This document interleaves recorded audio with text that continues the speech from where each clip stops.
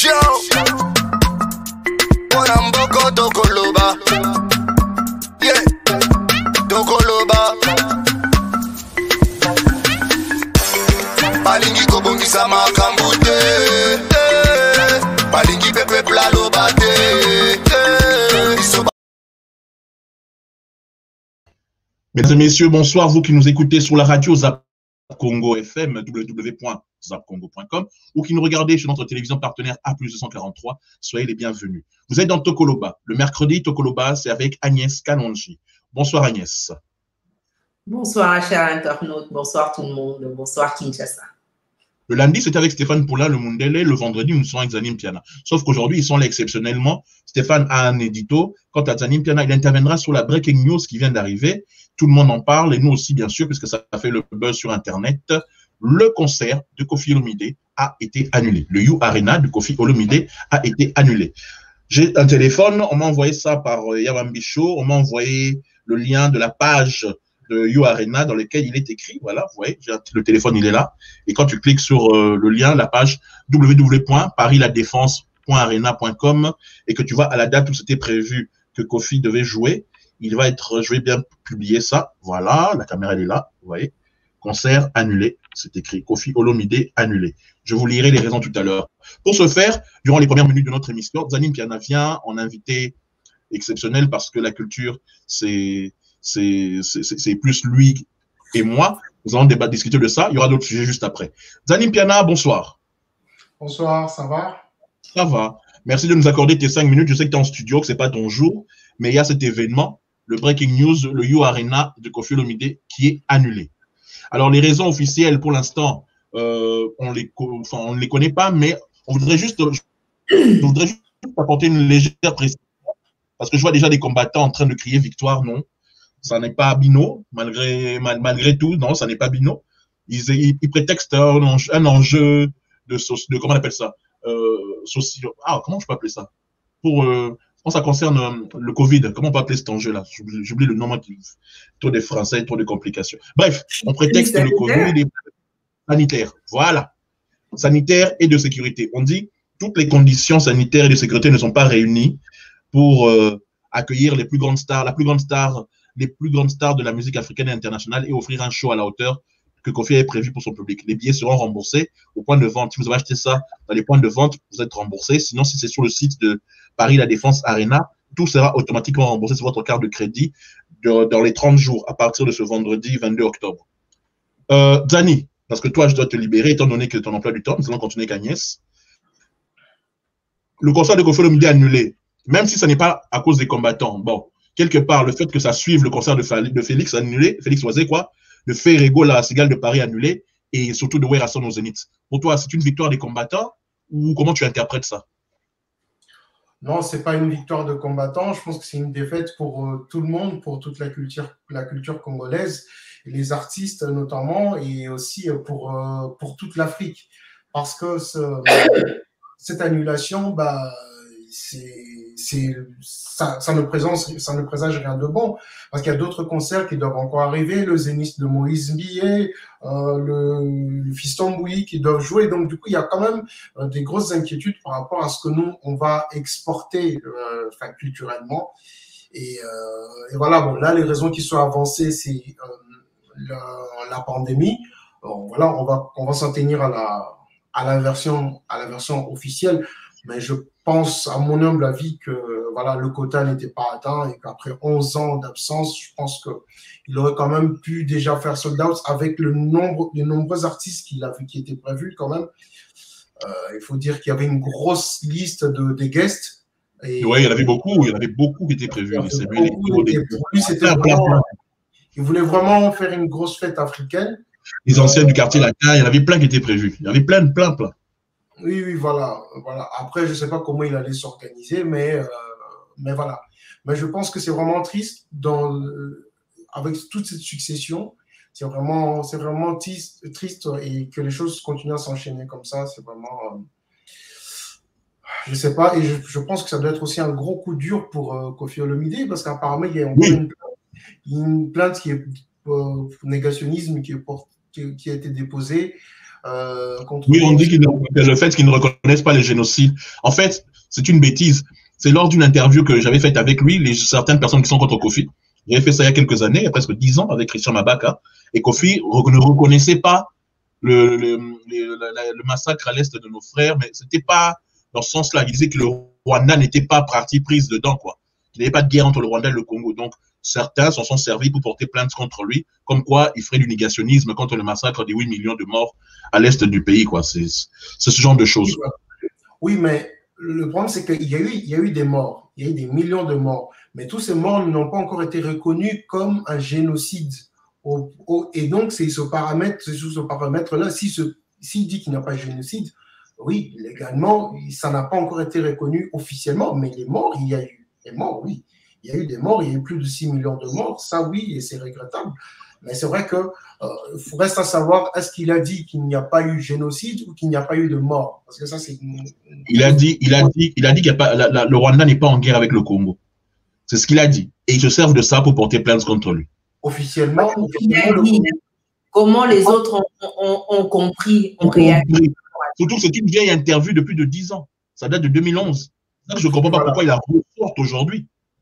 Voilà, donc, ceci dit, c'est vraiment, je pense que c'est vraiment un gros coup dur pour Koffi Olomide et surtout que la musique congolaise, parce qu'on se souvient que le dernier concert qui a joué, c'est le concert de Fally, et ça commence à faire un peu... Ouais, février 2020, quoi. Ouais, et tous les gens qui avaient acheté leur billet de Koffi depuis... c'était quand encore qu'il devait jouer? C'était le... Février 2020. Février 2021. 2021, ouais. Bah, ça commence à faire long quand même. Question, Agnès, aujourd'hui c'est toi qui es l'hôte du jour. Les combattants Barbet à Toloté, ils ne vont pas se dire que c'est grâce à nous aussi, à nos menaces, à ce qu'on a fait faire par rapport au concert de Ferré, de Oazekwa, de Fally, comment il s'appelle? Wera. Parce que je rappelle que Wera, ça a été annulé. Ferré devait jouer à la Cigale de Paris annulé. Oazekwa devait jouer aussi, ça a été annulé. Fabregas devait faire un playback au niveau de Lyon, où je ne sais plus où il devait jouer, ça a été annulé. Tout ça là, ce que les combattants vont mettre à Toloté, ce genre de choses. Ton avis sur ça? Et puis on va conclure Zani le libérer parce que monsieur, merci beaucoup. Il doit bouger. On va se retrouver vendredi avec Zani pour en parler avec plus de détails. Agnès. Oui, la récupération, ils vont récupérer, hein, ça c'est clair. Ils vont dire voilà, les prières qu'on a faites, ils vont venir nous faire croire qu'ils ont écrit, fait des pétitions, mais en réalité, on sait que vu la crise sanitaire mondiale, on n'y peut rien. Les gens, dans leurs prévisions, on n'avait pas prévu que la pandémie allait prendre autant de proportions. Et une question d'organisation aussi, de sécurité, comme ils ont dit. Déjà, pour aller dans un restaurant maintenant, avec la crise sanitaire, on doit mettre en place des vigiles, des gens qui doivent vérifier si vous avez le pass, oui ou non, les gens qui vont quitter un autre pays dans une zone rouge, même s'ils n'ont pas besoin de visa ou quoi que ce soit, mais tu quittes Kinshasa pour venir exceptionnellement au concert. La logique, comment tu vas arriver? Tu vas faire combien? 2-3 jours de quarantaine, 3 jours ou 4 jours de quarantaine? D'autres qui viennent d'Afrique, qui viennent partout dans le monde parce que ce concert était attendu partout, quoi. La logistique, c'est compliqué, hein. Oui, ils vont exiger quoi à l'entrée? Le pass sanitaire ou un test PCR? On va faire des tests PCR. Ou le vaccin, ou je ne sais pas quoi. Vaccin, on va te dire vaccin les 2 doses ou une dose, ou bien le nouveau vaccin. La troisième, tu n'as pas fait, c'est compliqué. Et c'est très compliqué, donc ils n'ont pas à dire que voilà, ils ont, comme Zani l'a dit tout à l'heure, c'est triste pour la culture, c'est triste pour les artistes, ça fait quand même longtemps, depuis Fally qui avait fait son Bercy en février 2020. Oui, tous les artistes, voilà, c'est aussi une visibilité dans le monde, voilà, jouer dans une salle mythique, tous les artistes en rêvent, après ça devient une carte, un passeport pour passer, voilà, on a fait ça, c'est pour leur carrière. Ensuite, non seulement ce concert-là génère aussi, crée de l'emploi. Les gens, ils travaillent pendant, voilà, il y a des artistes. Oui, des économies parallèles.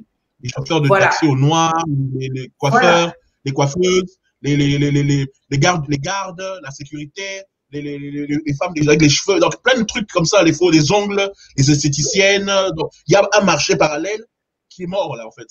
Oui, la restauration, oui. C'est pas seulement, voilà, que eux, les combattants ne disent pas seulement ne triomphe pas, oui, on a arrêté un concert, Kofi ne va pas jouer, non. Et derrière tout ça, il y a toute une chaîne. Je veux dire, même les compagnies aériennes, les gens qui devaient voyager, voilà.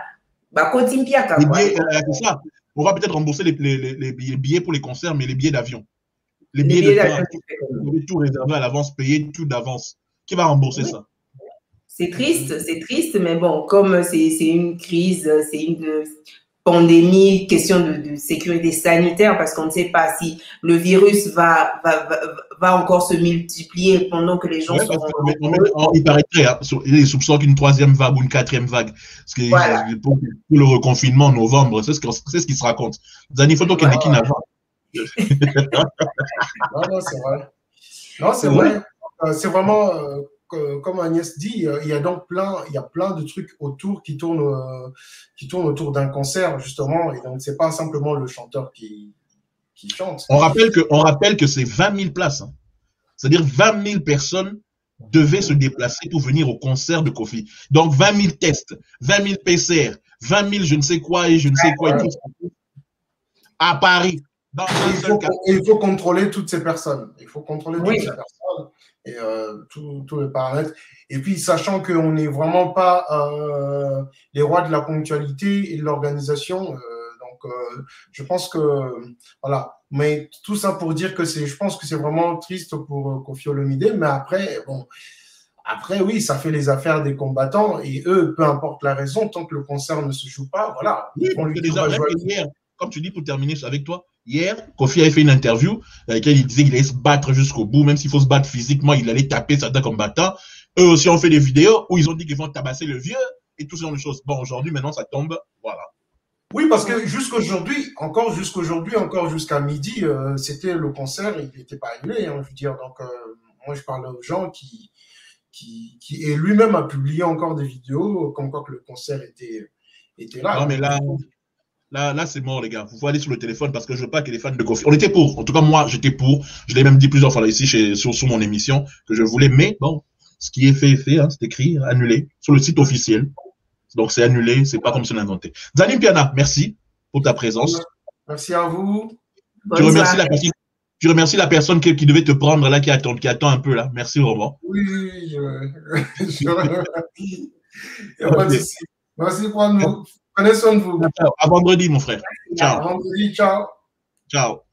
Alors, Agnès Kalonji, nous allons commencer l'émission, le Breaking News de Kofi Olomide. On le passe. Nous revenons sur plus de détails le vendredi avec les vidéos de chacun. On analysera ça avec Zani. Comment tu vas en fait, Agnès? Ça va? Oui, ça va beaucoup mieux. Ça va. C'est l'essentiel. Je tiens la route. D'accord. Alors, Agnès, nous allons décortiquer l'actualité qui s'est passée ces derniers temps. Et on va faire, comme on dit en français, on va vite fait faire quelque chose. Le samedi dernier, le comité Kadima a été voté au Parlement avec tous les désordres que ça a eu, le lapsus du président Bosso qui fait le buzz et tout ce qui va avec. On attend toujours depuis samedi dernier que le président de la République puisse valider. Il valide toujours pas. Il ne valide toujours pas. La balle est dans son camp, on attend. Et là, il y a Moïse Katumbi. J'attendrai Stéphane, je sais pas. Stéphane, on va voir s'il peut intervenir parce que Moïse Katumbi a envoyé une lettre au président et depuis, missile sur missile contre Moïse Katumbi. C'est-à-dire bon, on va pas citer le nom péjoratif qu'on donne aux fanatiques du président et au gouvernement, mais tous, dans l'union sacrée, disons, tout le monde, les communicants, les communicateurs et tout ce que tu veux, tirent à boulet rouge sur Moïse Katumbi. Et d'un autre côté, tous les journalistes et les télévisions et tous ceux qui sont pro-Katumbi tirent à boulet rouge aussi sur le président de l'Union sacrée, M. Kadima, sans oublier l'Église catholique qui est dedans, l'Église catholique qui combat, M. Kadima prévoit des choses, des marches, tout ce qui va avec, au point que même cette guerre se répercute sur la rentrée scolaire des enfants. Ça fait 3 semaines que certaines écoles catholiques n'ont pas commencé parce qu'il y a un bras de fer entre le gouvernement et l'Église catholique. Bref, tout ça là, à cause du comité Kadima qui a été entériné par l'Assemblée nationale. Ton avis, Agnès? Stéphane, tu me dis quand tu veux si tu veux intervenir ou pas, parce que c'est l'émission d'Agnès. On verra comment ça va se passer. Dis-moi ton avis, Agnès, sur ça. Alors, déjà, pour arriver au comité Kadima, il y a eu tergiversation. Donc, ils se sont battus. c'est un spectacle auquel on a assisté depuis, je dirais même 3 mois. Depuis, on ne savait pas s'il devait venir, on devait le prendre. Ils ont suspendu, ils sont allés à l'hôtel du fleuve pour prendre les petits déjeuners, pour discuter, pour mettre en forme tout ça. OK. On était impatients, surtout moi. Moi, personnellement, j'étais vraiment impatiente parce qu'on doit sortir de cette crise-là. Et si on a estimé de mettre les gens, de mettre l'Église, Senko et tout ça pour ce comité-là, parce qu'on estime que l'Église devait être à côté du peuple, donc du côté vraiment de l'opposition, du côté du peuple, de l'intérêt général des Congolais. Bon, OK, ça a tergiversé, on a appris qu'il y a eu, pour que ça passe à l'Assemblée nationale, on a appris, je n'ai pas vérifié, je n'ai pas de preuve que des enveloppes ont circulé pour convaincre les gens pour machiner. OK, il a été entériné, d'accord. Et arrivé là, on attend maintenant à l'Assemblée nationale. L'Assemblée nationale a fait, on attend maintenant le président qui doit valider. Bon, apparemment… Ça fait presque une semaine. Oui, au début, ça fait 4 jours, oui. Lui-même était pour cette histoire-là. Il était pour ça. Donc, il était allé vraiment dans cette démarche-là pour qu'on entérine, voilà, que Kadima, c'était la personne qu'il fallait là-bas. Mais on ne comprend pas pourquoi ça prend autant de temps. Ça va nous faire encore comme l'histoire du Premier ministre. Ils vont attendre 4 mois. Entre-temps, on doit aller aux élections. Et tout ça ne serait pas triste et pathétique si le pays continue à ne pas souffrir. Si le pays, il n'y avait rien qu'économiquement, pouvoir d'achat. Dernièrement, dans l'émission avec Stéphane, nous avons expliqué, c'est pas parce qu'on a des bons chiffres, qu'on nous sort des belles recettes, qu'on nous sort ceci, que le pouvoir d'achat du Congolais a augmenté, que le chômage s'est arrêté. Bon, c'est vrai qu'on ne peut pas tout résoudre non plus en 2 ans et demi, sur une crise qui date depuis de 30, 40 ans. Ça, c'est vrai. Mais qu'on voit au moins quand même qu'il y ait une forme de changement, une sorte d'évolution. Même sur le marché, dans le sens que le prix, il y a quelqu'un qui m'avait envoyé une photo, il me disait, avant le plat simple, riz, haricots, était à 1000 francs. Aujourd'hui, c'est à 4000 francs. J'ai dit, bon, Sigo, tu m'envoies ça, voilà, tu m'envoies ça, maintenant voilà. C'est-à-dire que concrètement, il n'y a pas de changement sur le terrain. Et juste ce petit détail, ce plat-là qu'on t'a envoyé, c'est pas qu'un prix, c'est que je déplore au Congo, c'est pas un prix universel. Genre, je veux dire, tu vas pas aller dans un Maléwa, à Mbanzalemba, à Livulu, où on te dit que c'est 1000 francs ou 2500 du riz avec des haricots, avec un petit morceau de poisson, le prix universel doit être par exemple 1000 francs congolais. Tu vas à Yolo, à Matete, c'est le même plat qui est préparé de la même façon sera vendu 2 fois plus cher. Des fois, même le morceau de poisson en termes de taille, le morceau de poisson aussi. Et les prix varient en fonction de ça. Maintenant, comme tu dis, il n'y a rien d'uniforme. C'est un exemple pour dire que le pain augmente. En fait, concrètement, on ne va pas être méchant, mais c'est une réalité. Il n'y a rien qui change réellement pour l'instant. Moi, je ne le vois pas. À ton avis, légitimement, le Parlement a décidé, parce que la CENI maintenant est légitime. Ton avis, le président attend quoi? On va parler peut-être de la lettre de Moïse tout à l'heure qui a écrit au président. On verra ses endroits. Mais... Moi, je dirais que voilà, c'est le président, pour ne pas être voilà, juste normal. Voilà, le président a beaucoup de choses à régler. Ça doit être, oui, une priorité aussi. Ça doit être un dossier qui doit être validé, qui se trouve sur son bureau. Mais à côté de ça, il est lui-même président de la République du Congo, de tous les Congolais. Il est président de l'Union africaine. Donc, il est sollicité. Et il fait partie du comité des présidents de la CEMAC. Je sais pas. Voilà, il a beaucoup de problèmes qu'il doit résoudre. Sûrement, ce n'est qu'une question de temps. Pour être... Il faut oublier le patron de l'armée qui doit régler l'histoire de la guerre à Béni, voilà. Donc, oui, compliqué. Laissons-lui le temps. Voilà, que ça se calme, qu'ils installent, eux, ils vont donner comme explication qu'ils attendent d'installer le bureau. Parce que là, ils ont mis le comité. Après, ils vont installer le bureau. On les connaît. Hein? Ça, à coup de, oui, l'Assemblée nationale doit prendre l'argent, mettre le bureau, instaurer tel, machin. Donc, ça va prendre du temps. Qu'on leur laisse le temps, peut-être une semaine, 10 jours, et là, il va signer. Ok. On attend de toutes les façons, nous on est là. Nous ici on est là. Je profite pour annoncer que très bientôt, nous allons préparer une forme de journal où on vous donnera les détails très bientôt. Nous préparons ça avec notre rédacteur en chef Stéphane. Déjà, vous informez ceux qui suivent à la radio. Vous informez chaque 2 heures avec des brèves qui sont sur la radio Zap Congo. Mais bientôt, nous préparons la version d'un journal qui sera à partir de 19h30. C'est vrai que c'est compliqué entre les heures de Belgique, enfin d'Europe et les heures de Kinshasa. J'espère novembre va arriver, on va uniformiser, on sera tous aux mêmes heures. Parce que pour l'instant, là, ici, nous sommes à 1 heure d'avance sur le Congo. Quoi qu'il en soit, à partir de lundi, nous allons instaurer, on va pas dire un journal parce que ça serait un peu trop classique, mais il y aura un journal. Un journal parlé, filmé, ce que vous voulez. À partir de lundi, nous sommes en train d'y travailler avec le Mundele Stéphane Poulain. On va passer au deuxième sujet. Voici le jingle.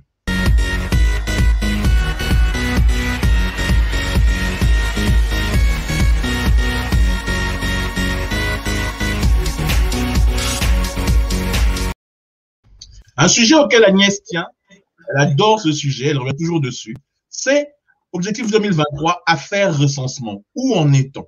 Est-ce que la RDC sera-t-elle prête? Au milieu de tous les problèmes encore qui entourent le président et cette CENI et tout ce qui va avec, on est censé, il y avait un monsieur, je ne sais plus son nom et je ne citerai pas, je ne veux pas d'imputation dommageable ou d'injure ou je ne sais pas comment ils adorent. Les avocats au pays, chez nous au Congo, les avocats adorent se saisir de ce genre de conneries, surtout que c'est filmé et que c'est sur la radio et que c'est à la télé. Donc, forcément. Le monsieur avait dit qu'il allait commencer le recensement, qu'il était prêt à Yakina Mastanaeb, allemand ou belge, je ne sais plus quoi. Identification. Abalay, identification. Agnès connaît le dossier. Donc, le monsieur en question, il avait demandé combien encore, Agnès? C'était combien que le pays devait sortir? 350 millions de dollars. 350 millions de dollars. Avec la crise d'aujourd'hui, il faut 350 millions de dollars pour faire une carte. La carte d'électeur, déjà, on sait que c'est rayé. Il y a plein de gens qui sont rentrés dans le pays. On sait que les dernières élections, il y avait beaucoup de gens qui n'étaient pas congolais qui avaient voté. Il y a même des rebelles rwandais, des rebelles burundais, des rebelles ougandais, tanzaniens, tout ce que vous voulez, qui ont des cartes d'électeurs.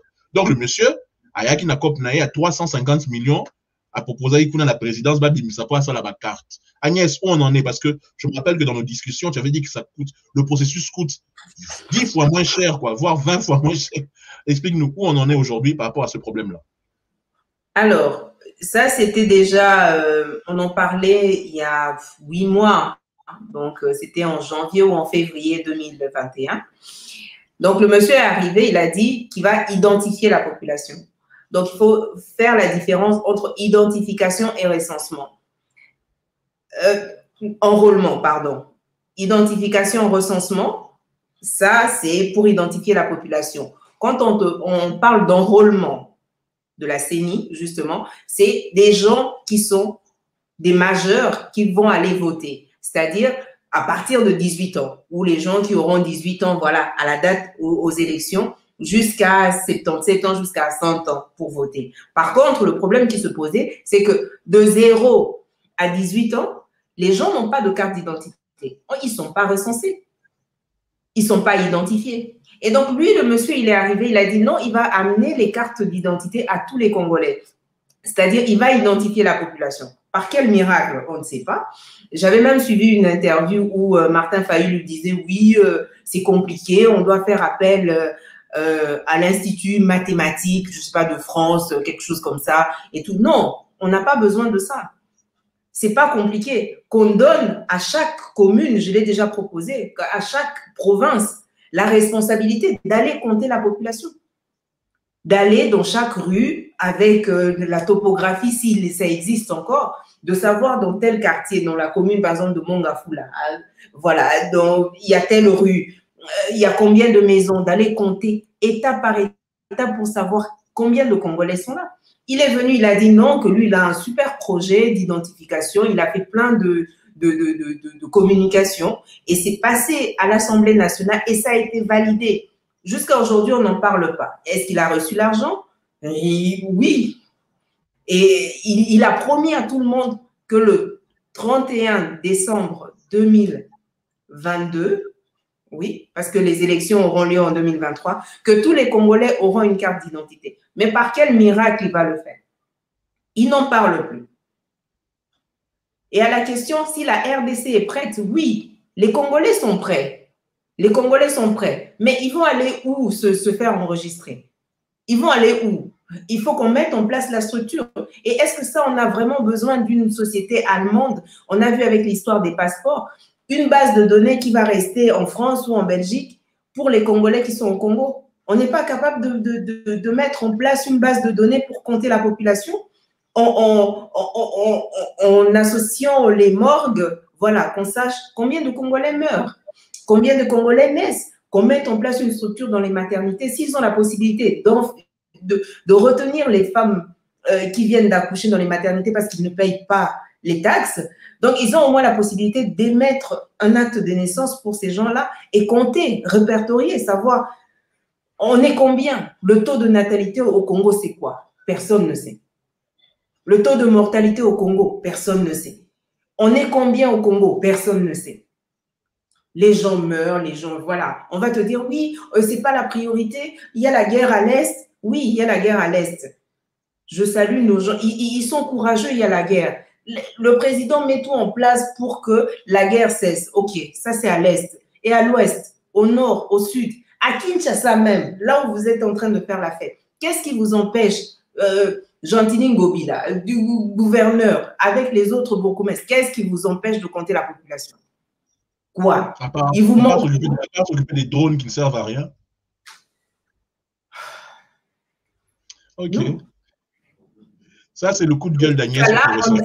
Jusqu'à là, on ne sait pas s'il a reçu les 350 millions, mais il est allé en grande pompe à l'Assemblée nationale avec Mosso qui a signé. Moi, j'ai eu des informations. Il a signé, l'argent a été débloqué, mais il en a fait quoi?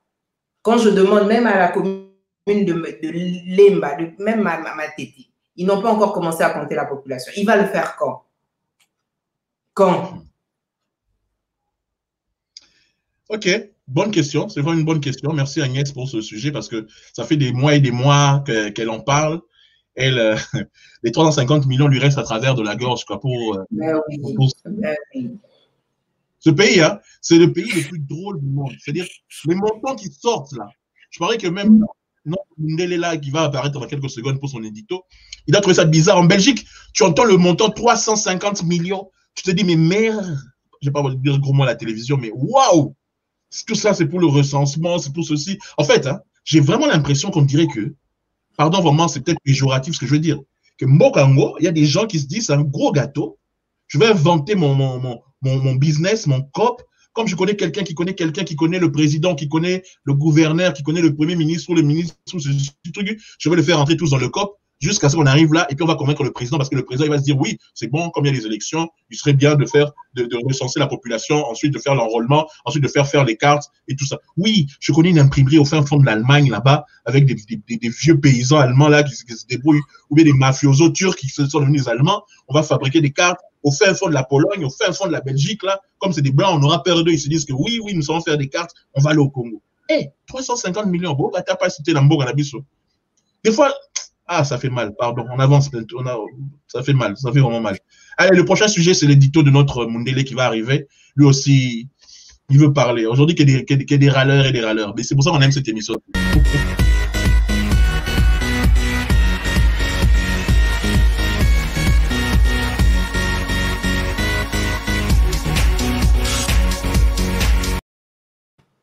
Dans notre zapping ce soir avec Agnès Kalonji, qui est notre invitée, notre hôte, comme dit, Magalati dans Banotique, elle a mis nos émissions. Moi, on a moins à gérer journée. Chacun gérera son jour.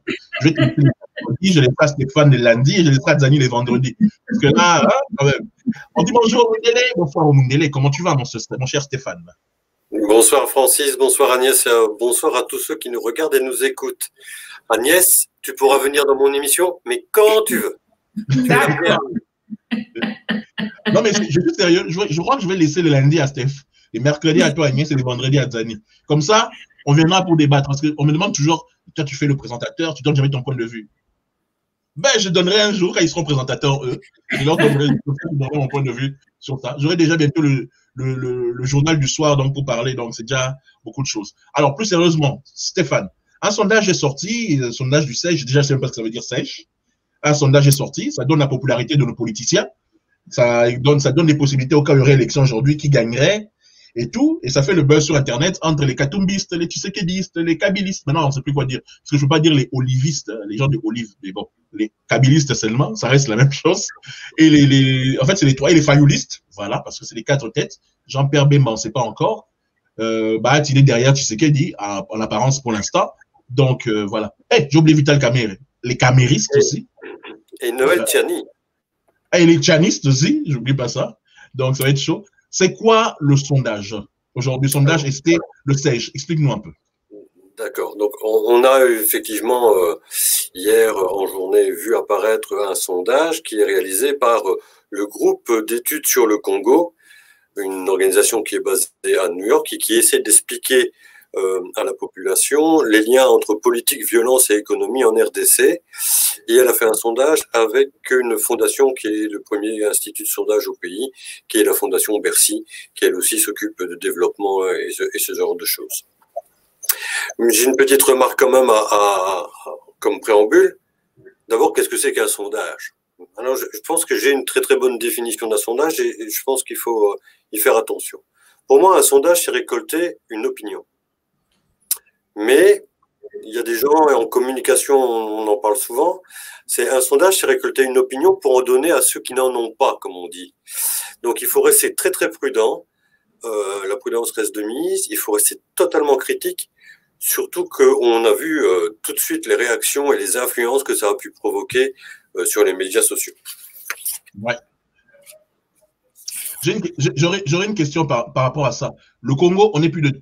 Combien de millions, Agnès? Je ne sais même plus, tellement on n'a pas compté. On ne sait pas, plus de 80 millions, selon leurs estimations, leurs fantasmes. Je ne sais pas d'où ils tiennent ça, mais ils brandissent toujours ce chiffre-là. Nous sommes plus de 80 millions. Donc, c'est 89,2 exactement annoncé par l'OMS. Comment ils ont compté? On peut faire confiance. Bon. Mais comment ils ont compté? Je sais pas, ils ont fait une photo d'en haut. Non, en fait, l'OMS a des programmes de vaccination, de santé et tout. Ils ont l'équipement qu'il faut. Donc, ils vont au fin fond pour faire leur campagne de vaccination. Ils vont, ils prennent sur un échantillon et tout. Si l'OMS dit, on peut faire confiance parce que ça, c'est Déjà, moi, je n'ai pas été vacciné au Congo. Donc, ça veut dire que je ne compte pas dedans. Et pourtant, je suis congolais. Allez, on y va. Steph, qu'est-ce que ce sondage, bon, en anglais, hein, c'est SAGE, mais en français, c'est Groupe d'études au Congo. En anglais, c'est écrit SAGE. Qu'est-ce que le sondage dit exactement pour que ça crée la polémique sur Internet? Avant de venir sur ce point-là, je vais me permettre quand même d'expliquer la méthodologie qu'ils ont employée. Car ce sondage, les chiffres qui sont donnés peuvent être représentatifs à partir d'un certain chiffre ou à partir d'une certaine marge de population interrogée, ce qui n'est pas le cas sur ce sondage. Donc la représentativité, là, elle a été, par exemple, il y a eu 2 sondages, à vrai dire. La première sur des intentions de vote, un sondage qu'on appelle quantitatif, et puis un sondage qui a été basé sur des questions diverses et variées. Et là, on dit que c'est un sondage qualitatif. Donc je pense qu'il faut bien faire la différence et bien expliquer aux gens. Il faut savoir que pour les intentions de vote, le sondage a été retenu sur 904 personnes. 904 personnes issues de 25 provinces sur 26. 904 personnes à l'image de 90 millions d'habitants, c'est une goutte d'eau dans un océan. Une goutte d'eau, c'est petit, c'est un atome. Voilà, et donc j'estime que la représentativité, elle est peut-être existante, mais elle est minimaliste. Ouais. Quant aux autres questions qui ont été posées, il y a eu 2213 personnes interrogées qui ont répondu. Et ce même sur les 2 sondages qui ont été effectués, il y a une marge d'erreur de plus ou moins 3%. Donc si je prends exactement, par exemple, le président a été sondé avec 48% d'opinion favorable, mais avec les 3%, ça peut être 45 ou ça peut être 51. Donc il y a aussi ça qui doit rentrer en ligne de jeu. Alors, qu'est-ce qu'on peut retirer de ces 2 sondages en général? Et puis, je reviendrai plus en détail.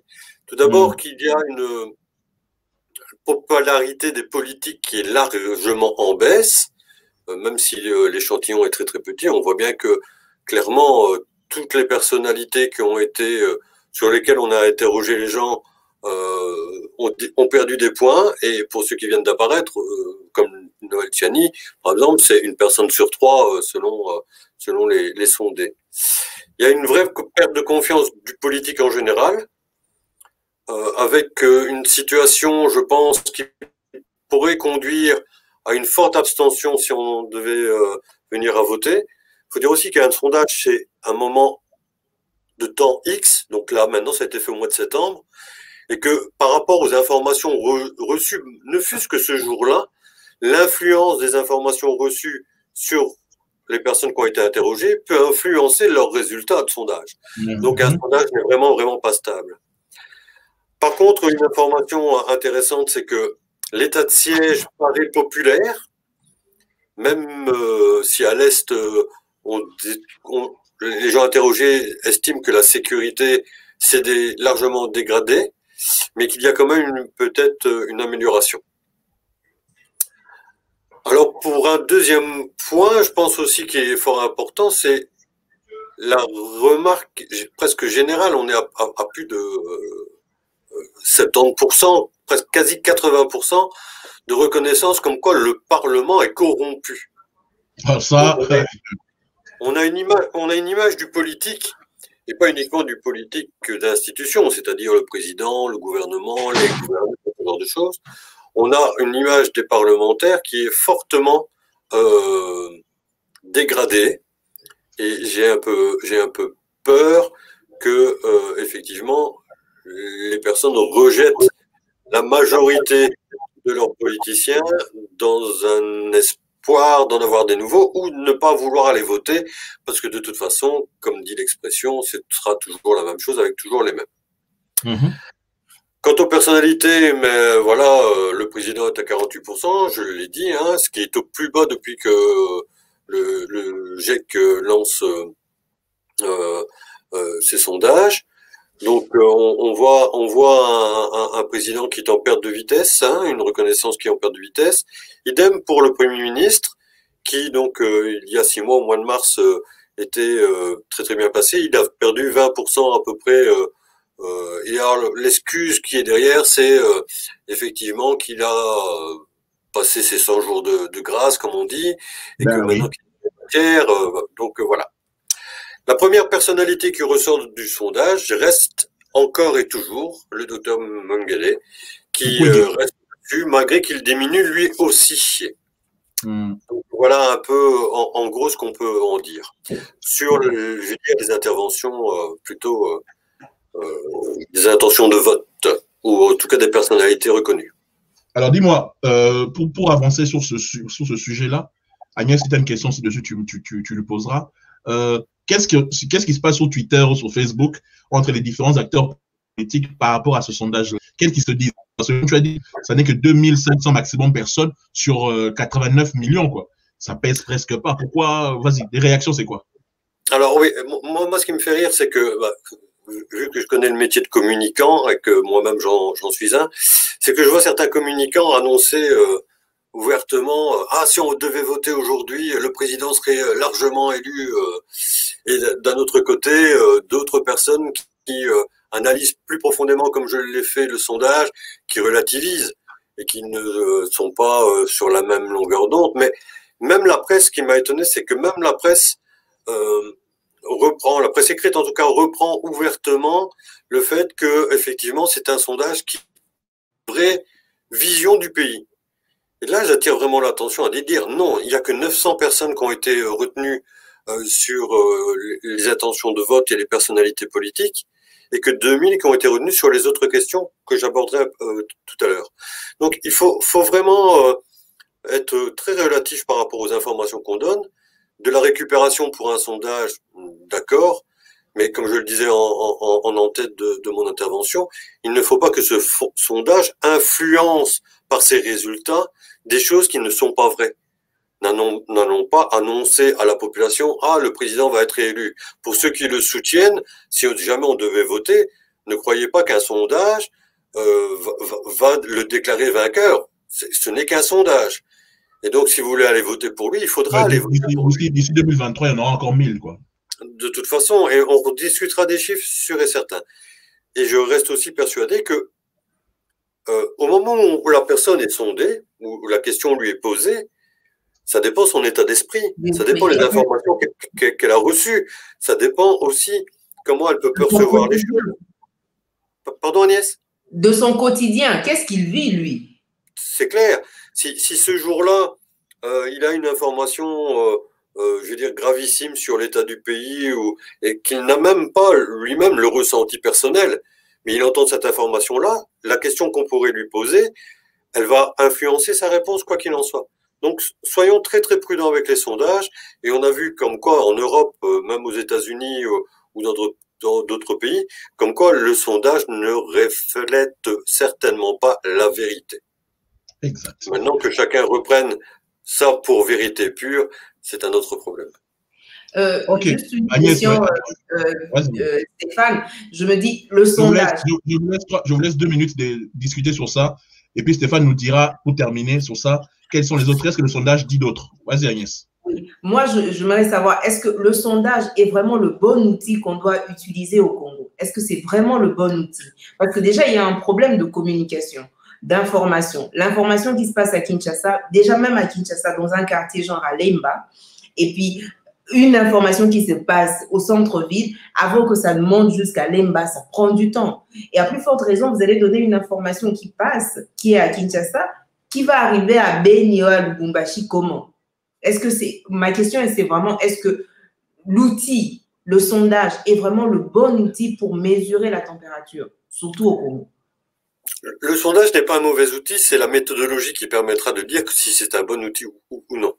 Ici, par exemple, le groupe d'études sur le Congo a quand même lancé des équipes sur le terrain à différents endroits pour aller chercher les réponses chez ces sondés et avec des gens qui contrôlaient de la façon dont le sondage se passait. Donc on peut dire que ce sondage a été fait avec une méthodologie qui tient la route. Par contre, j'estime que le peu de nombre de répondants ne permet pas d'avoir une vision réelle de la situation. En politique, le sondage permet soit à la presse de donner des indications par rapport aux intentions de vote ou aux intentions politiques, et aux communicants de stabiliser ou pas, ou de changer leur stratégie politique. Mais la présidence, à mon avis, devrait faire des sondages bien plus poussés sur un plus grand nombre de gens pour pouvoir conduire une politique, par exemple, sociale, idéale, ou en tout cas très très intéressante, en se disant, je vais consulter ma population sur base d'un institut de sondage, sur un grand nombre de populations. Donc, je parle de, je sais pas, on peut monter à 30 000 ou 40 000 personnes sondées, ce qui serait quand même plus représentatif que 900 ou 2000 selon les questions. Mais je pense qu'un sondage peut être un très bon outil de travail et un très bon outil d'information si la méthodologie est vraiment bien appliquée, bien respectée et qu'elle est bien réfléchie en amont. Alors, Steph, pour terminer sur ce sujet-là, qu'est-ce que ce sondage dit d'autre? Parce qu'on doit avancer, on est déjà à 43 minutes. Quoi. Oui, qu'est-ce alors, que ce sondage dit d'autre? Vite fait, si tu permets, je vais lire mes notes parce que j'avais fait quelques... Oui, il n'y a pas de problème. Il n'y a pas de problème. Donc, il faut savoir que ce sondage a eu lieu entre le 8 et le 21 septembre de cette année. Donc, il y a des questions qui ont été posées qui étaient un peu à l'avance par rapport à l'actualité d'aujourd'hui. Par exemple, une information intéressante, c'est que on a posé la question aux gens s'ils soutenaient la SENCO et le CC par rapport au blocage qu'ils faisaient pour la CENI. 53% des interrogés soutiennent le refus de mettre la CENI comme elle était présentée par les autres 6 autres représentations religieuses. Donc 53, même sur 900, ça fait quand même une personne sur 2. C'est quand même relativement intéressant comme chiffre. Alors, le Parlement, je le disais tantôt, il y a 71% des personnes interrogées qui pensent que les députés ne travaillent que pour leur propre intérêt. De plus, il faut savoir qu'en septembre, sur 33 propositions de loi déposées, il n'y en a que 3 qui ont été votées. On voit bien la différence, ou même discutées. C'est que des propositions de loi, donc elles ont été que discutées, il n'y en a que 3. Les polémiques sont surtout sur la hausse des salaires des députés, alors que, rappelez-vous, dans son message au Parlement, justement, le président avait demandé à ce qu'ils diminuent leur train de vie. Donc, ils se sont quand même augmenté leur salaire. Il y a l'affaire des types des palissades qui restent à travers de la gorge des gens qui ont été interrogés et interviewés. Et il y a aussi le Moyen-Âge des votes, le fait qu'on paye pour voter dans un sens ou dans l'autre. Ça a beaucoup choqué les gens. Alors, par rapport aux dépenses publiques, le lien est fait tout de suite. Il y a une vraie demande par 45% que le Parlement diminue son train de vie et 34% que le président diminue également son train de vie. C'est aussi quelque chose qui peut être intéressant, même si le nombre, je le répète, le nombre d'interrogés me semble très très faible. Okay. Alors, pour la lutte contre la corruption, l'IGF est publicité à 50%, mais il y a une très très critique forte vers le gouvernement avec sa politique en corruption. Et depuis le mois de mars, les gens disent qu'ils ne voient rien changer. Et alors, une grande information, vous en parliez tout à l'heure concernant le concert annulé. Par rapport à la Covid-19, il y a plus de 54% de personnes qui ont déclaré qu'ils refuseraient de se faire vacciner. Donc là aussi, je pense que c'est intéressant. Alors, je reste prudent dans ces chiffres, dans l'interprétation qui pourrait en être donnée. Je répète, j'estime que le nombre d'interrogés est vraiment, vraiment trop minime pour avoir une image, mais que la petite image qu'on a à l'heure actuelle, et surtout sur les questions, donc sur, je vais dire, le sondage qualitatif plus que le quantitatif, qui sera variable de jour en jour, quoi qu'il en soit, doit aux politiques pour leur faire poser des bonnes questions et voir comment ils peuvent réagir. Par exemple, sur le Covid, une campagne de vaccination pourrait être lancée, sur les dépenses publiques, avoir une vraie réaction, et ainsi de suite, etc., etc.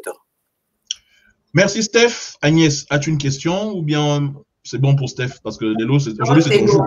Merci beaucoup, Stéphane, pour les chiffres, comment la vision. Moi, personnellement, si je dois émettre un avis sur le sondage, surtout chez nous au Congo, j'estime que le peuple congolais n'est pas encore prêt à répondre au sondage. Parce que l'information ne passe pas. Trop d'immaturité, trop de sentiments, c'est quoi?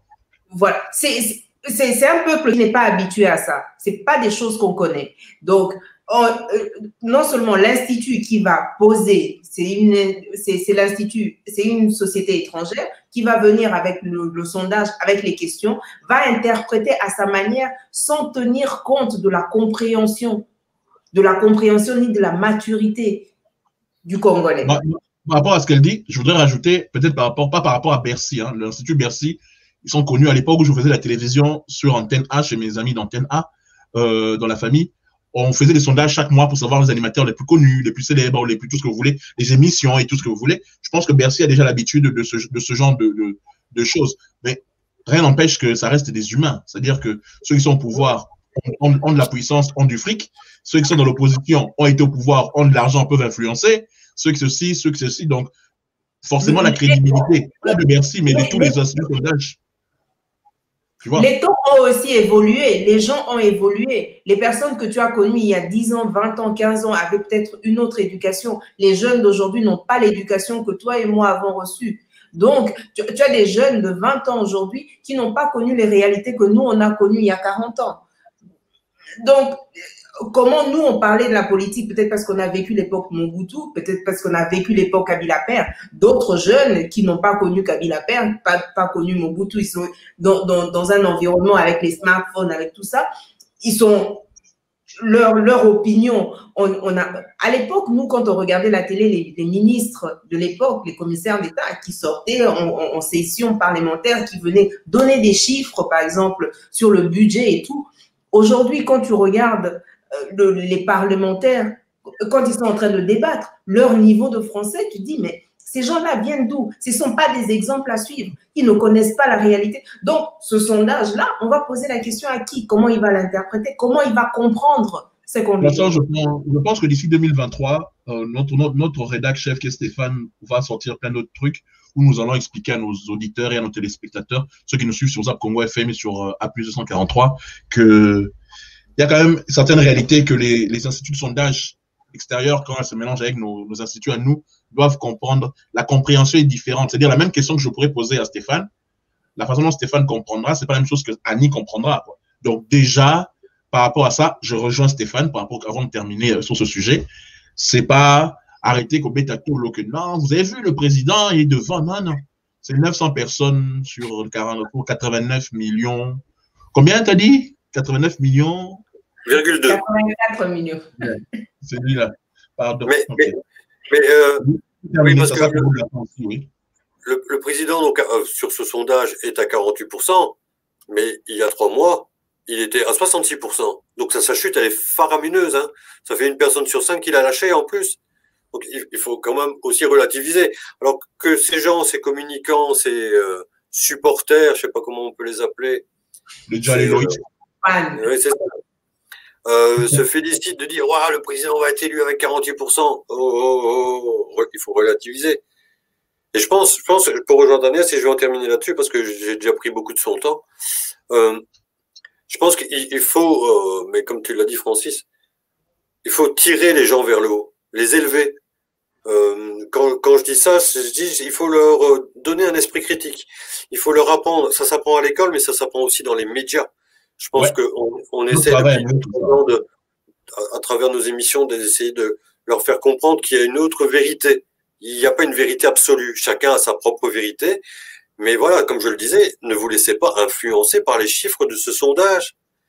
Par ces gens qui vont manipuler les chiffres de ce sondage. Parce que même aux États-Unis, on manipule les sondages. Donc... Déjà, donc voilà. Moi, je dis et je le répète, ayez l'esprit critique, prenez du recul sur les informations qu'on vous donne et faites votre propre choix par rapport à vos propres critères. Mais comme disait Agnès, il va falloir peut-être voir les critères de valeur, d'éducation, de transmission de l'information, pour éviter les catastrophes. Merci Steph. Je ne sais pas si on se retrouve vendredi, mais bon, merci en tout cas. Merci Steph. Merci. Salut. Ciao. Ok, c'était Steph. Maintenant, on va passer à la dernière partie de notre émission parce qu'on a déjà plus de 50 minutes. Il y a le face-à-face qui nous attend en deuxième partie d'émission. Agnès, je vais te poser des questions dans la dernière partie sur les différentes brèves et tu me donnes ton avis court, simple sur ce que tu penses de ça. Ok? On y va. Tout de suite. The Jingle.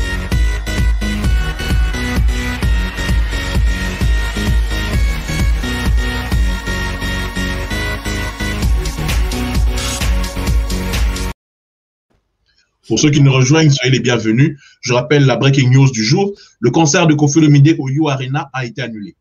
Les raisons officielles, on ne les a pas encore données mais bon, prétexte le Covid, problème d'organisation par rapport à la masse qui devait venir.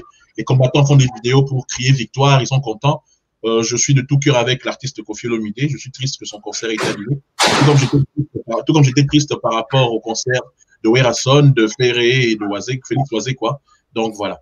On va passer maintenant à la dernière partie de notre émission, les brèves. Agnès, très rapidement pour te libérer, qu'est-ce que tu penses de la guerre d'ego entre la Benchole et Dodo Kamba? Ces gens-là, ils n'ont aucun respect pour le peuple congolais. Des hommes de Dieu. Voilà, des hommes de Dieu, parce que je ne veux pas entrer de côté spirituel. Non, pardon. Voilà, mais je parle... Ton avis sur les deux. Ouais, rapidement. Voilà, ces deux personnes-là n'ont aucun respect pour le peuple congolais.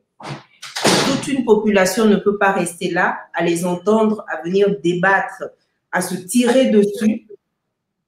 Des hommes de Dieu. Hein, des hommes de Dieu. Donc, le Dieu même... Mets ça comme ça. Des hommes de Dieu. Les hommes de Dieu, je le mets de côté. Et je dis que ces gens-là n'ont pas de respect pour le peuple congolais. Ils devraient avoir honte. Ailleurs, on les aurait chicotés, on les aurait mis. Ils nous font honte. Quelle image donne la Benchole de l'église catholique ou le Dodo Kambala par rapport aux églises de réveil? On ne comprend plus. C'est quoi ces saletés? C'est des aventuriers. C'est des aventuriers. Ils n'ont aucun respect pour le peuple congolais. Qui se regardent d'abord et venir nous poser ils doivent présenter des excuses au peuple congolais. D'abord, avant de continuer. On continue rapidement. Toujours encore un autre homme de Dieu. Paul Mukendi. Il a fui le Canada. Je ne sais pas comment. Il est à Kinshasa. Il est en train de faire des conférences de presse. Ton avis sur ça? Un autre aventurier. On peut pas quitter le Canada, un pays de droit, et venir au Congo sur des faits qui ont été posés au Canada. Tu viens demander justice au Congo. C'est quoi ça? Encore une autre personne. Et déjà, comment tu t'es enfoui? Ben, on sait comment il s'est enfoui. On sait. On lui a donné rendez-vous. Il a traversé la frontière. Il a pris un avion et puis il est arrivé. Il n'a pas pris le bateau. Il a pris un avion. Encore une fois, sûrement avec des fausses. On a contre homme de Dieu. Homme de Paul Mukendi, homme de Dieu. Bon, allez, on avance vite fait. Lambert Mende qui fait son retour, on le voit en train de défendre un peu partout, Fatih, on dirait. On se demande, mais il se passe quoi, oh? Parce que beaucoup de gens avaient dit que la communication du président avant Patrick, parce que le ministre de la communication actuel, il est bon, il est excellent. Mon humble avis, hein. Il est bon, il est excellent. Il doit changer 2-3 trucs encore par rapport au podium là et à la façon de faire. Pour moi, le ministre Patrick Bouyaya, il est bon. Depuis sa combi, il y avait Lambert Mende qui avait le haut du pavé du djaleloïsme, mais donc les gens regrettaient que M. Makelele était un peu lent, était un peu, voilà. Donc, M. Mouya est venu, on sent qu'il y a quand même un peu d'énergie, il essaye de parler à gauche et droite, mais on constate le retour de Lambert Mende dans les différents médias. Il revient, il frappe fort. Ton avis rapidement sur ça? Bon, moi je me dis, il ne fait que couler sur, voilà, il n'y a rien de grave qu'il a dit qu'on ne connaisse pas et puis on le connaît, on l'a connu depuis Mobutu. Il serait temps que ce genre de personnes, de M. Lambert Mende, prennent leur retraite. Hein? On a besoin de la communication, d'un journalisme cohérent. Moi, je ne les prends pas au sérieux. Un Lambert Mende avec un Jean-Marie Kassamba sur un plateau, je suis désolée, ils ne disent rien de constructif. On n'a rien appris. Il n'est pas venu nous étaler une vérité qu'on ne connaissait pas. Pour moi, c'est un non-événement. Okay. C'est un non-événement. À son âge, il devrait... On avance. La lettre de Moïse Katumbi au président, là, il dit qu'il est contre la CENI, que le président ne doit pas entérimer. Ton avis? Tous les Tshisekidistes sur Internet tirent sur lui. Tous les Katumbistes le défendent et attaquent la CENI, attaquent le président et attaquent tous les entre eux. Donc, ils se tirent dessus pendant que la population continue de crever de faim. Dis-moi, tu penses quoi de ça très rapidement? C'est de la récupération. Tu attends une information. Depuis tout ce temps-là, il était où? Tu attends une information pour venir nous pondre quelque chose où c'est pas bon. On n'a pas besoin de ça. On n'a pas besoin de ça. Aussi bien lui qui a besoin des élections, la population d'abord a besoin des élections. Avant d'avoir besoin des élections, la population a besoin de manger, de se retrouver. Et tout ce qu'ils sont en train de faire là, que Moïse Katumbi, l'énergie qu'on va dépenser pour décortiquer sa lettre, comme il tire sur tel machin, on n'a pas besoin de ça. On a besoin d'autre chose. Ça, c'est aussi un non-événement. On peut passer à autre chose. Dans 2 jours, on en parlera. Ok, le faux communiqué qui est sorti avec le FCC qui désignait Mme Inagosi et Henri Magie, alors que tout le monde sait qu'Henri Magie est en prison, que le FCC désignait alors qu'ils avaient déjà désigné d'autres personnes. Tu penses quoi de ça? Ça a fait le tour du net la nuit d'hier, voilà. Non, mais justement, c'est des petits complots qui étaient peut-être là depuis longtemps. Les gens fantasmaient sur ça. Et une fuite, quelqu'un qui s'ennuyait, qui avait besoin de faire le buzz, voilà, qui lance ça pour, encore une fois, c'est ça, distraire la population. On est là parce qu'on va passer notre temps à débattre, à s'insulter, à se tirer dessus pour des choses, comme je le disais tout à l'heure. On n'a pas encore cette maturité pour des choses qui n'en valent pas la peine. On traîne sur des inepties. On a besoin d'autre chose. Ça nous coûte quoi de passer 2 heures de temps à parler de communiquer de FCC? Ça nous change quoi dans la vie de tous les jours? Il faut arrêter. Les gens ont besoin de manger, de se soigner. Il y a beaucoup de besoins. On arrive à la fin. L'école catholique, comme j'avais dit tout à l'heure, qui est en grève depuis 3 semaines. La guerre, école catholique, gouvernement. Qu'est-ce qu'il fait? Encore une fois, c'est ce que j'avais mis sur ma page.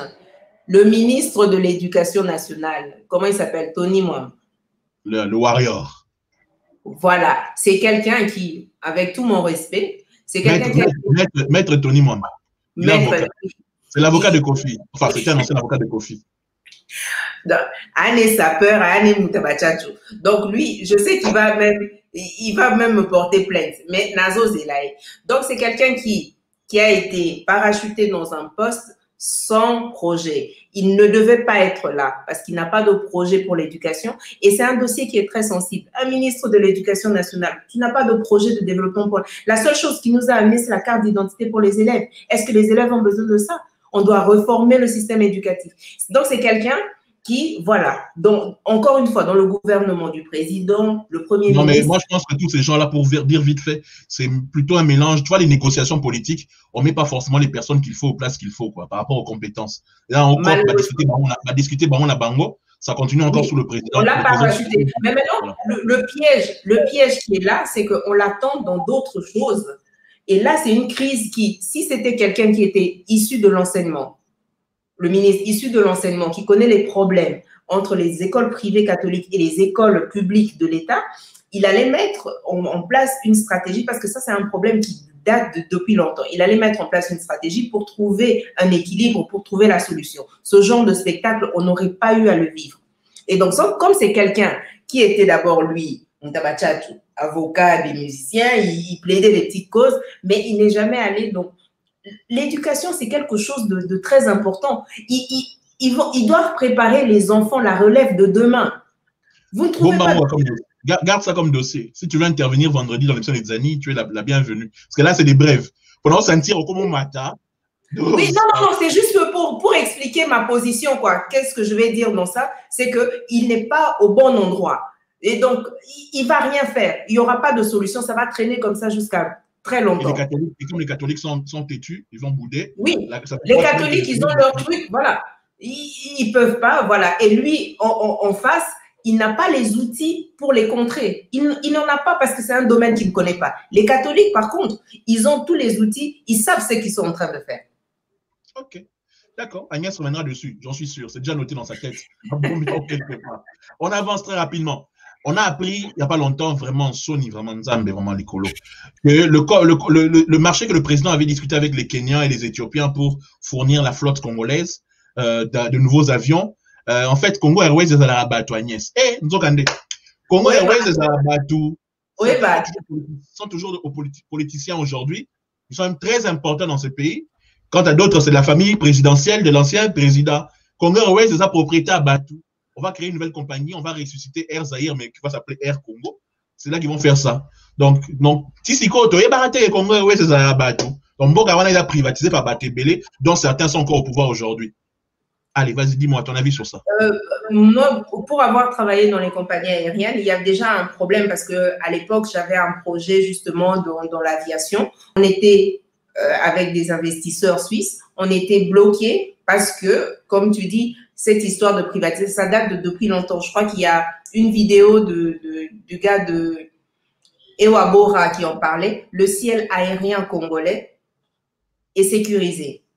Il a été vendu. Donc, c'est pas, on doit faire ce qu'ils appellent le open sky. Ils doivent ouvrir l'espace aérien. Donc, tant que ça ne sera pas fait, parce que les gens, les personnels, ils se sont retrouvés dans une situation où ils avaient le pouvoir, ils ont commencé à manger des commissions, à bouffer des commissions, et donc ils n'ont jamais ouvert l'espace aérien. Donc, comment veux-tu que dans un pays comme le Congo, qui pouvait être le hub de l'Afrique centrale, donc le noyau où toutes les compagnies pouvaient venir prendre la correspondance, de faire un vol Kinshasa-New York directement, mais on ne peut pas parce que le ciel aérien est bloqué. Si le ciel est bloqué, c'est comme quand tu as une société de voitures, par exemple. Si l'espace où tu conduis est sécurisé, comment tu pourras même faire une société de transport, même de voitures pour aller d'un point A à un point B? Et donc, tout ça, il y a des patrons, des députés, des sénateurs, des ministres, ou je ne sais quoi, qui sont propriétaires des Congo Airways et d'autres du ciel, dans la famille de l'ancien président. Il y a beaucoup de gens qui sont responsables de ça. Oui. On ne cite pas de nom, on ne veut pas de problème, on connaît leur nom, tout le monde connaît leur nom. Et là, on a tout le monde connaît leur nom. Il serait dans la présidente Air Congo. Air Congo, oui. On doit partir vraiment recommencer à zéro. J'espère que vous avez une autorisation à voler. Ah. Et que vous avez la privé. Et autres compagnie nationale, mais tu as Congo Airways à la base, que y a une compagnie nationale à la place de Waboa. Ce qui me fait mal, en 1970, en 1980, on avait une belle compagnie Air Zaïre. Avec les moyens de l'époque, On avait une compagnie, on arrivait à voyager. Moi, j'ai voyagé à Dakar. Qui avait créé DC Zahir, hein, si je ne me trompe pas. DC Zahir. Cibé Zahir, merci maman. Cibé Zahir. Tu vois, il y avait les deux, on savait que ça existait. Et là, maintenant, entre Ewabora et Congo Airways, des propriétés privées toujours.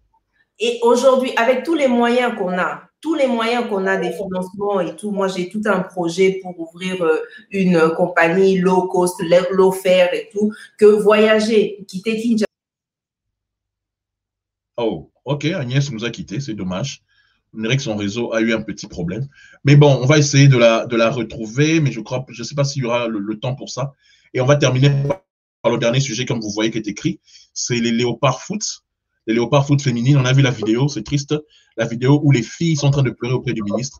Ouais, Agnès termine sur l'avion et puis on termine sur les léopards foot. Sur l'avion. Donc, voilà. Et si en 2021, on n'arrive pas, avec tous les économistes, tous les ingénieurs, tous les intellectuels qu'on a, on a tous les jeunes investisseurs, tous les jeunes qui ont étudié au Canada, aux États-Unis, on est incapable de pondre une compagnie low cost parce que quoi? Le ciel aérien est fermé. Allez, c'est des lois. Allez les acheter, allez chercher les licences, allez chercher tout ça pour tous les avocats qu'on a. On dit, c'est quoi ce pays-là? Hein? C'est vraiment la question. Calme, on va avancer pour terminer. Les léopards filles, les léopards, vraiment, les mamans, pardon. Je vous demande pardon au nom du pays. Je vous demande pardon. J'ai eu les larmes aux yeux. Elles dorment par terre, elles ont perdu. Elles sont entraînées déjà dans des conditions pas possibles. On dirait que le ministre Bayakawana, donc, dans Mboka Sport et Zarka Congo, on avait la judoka Mbele qui était venue. Même chose, pas logé, pas nourri, pas boyé à quelque chose olympique, c'est quoi comme les léopards féminins. Mais en tout et pour tout, Soboko qui m'a cambouté.